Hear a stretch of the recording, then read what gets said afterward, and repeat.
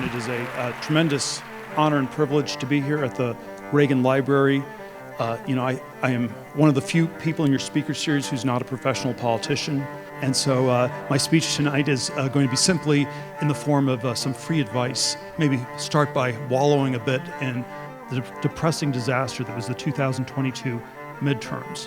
We Republicans did not defeat a single incumbent Democrat senator.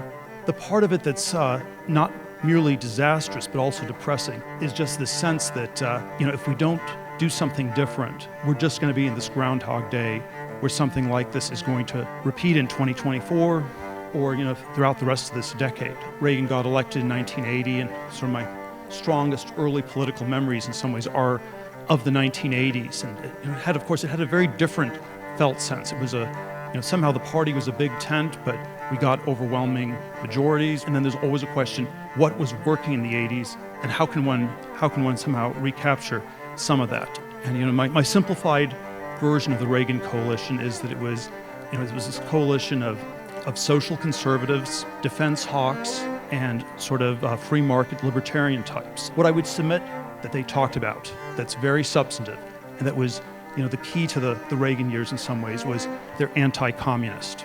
That was the key part of the Reagan coalition, and that was the key part of conservative republicanism.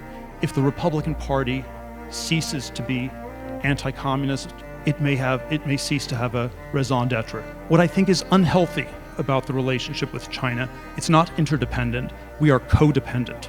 If you're in a very unhealthy codependent relationship, you should try to find ways to minimize it, to reduce the surface area of contact, to find a way towards peace through separateness.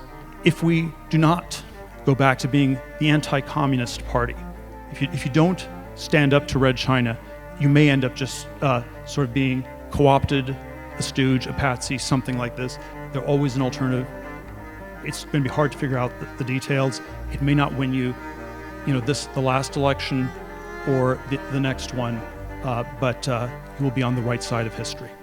Thank you very much.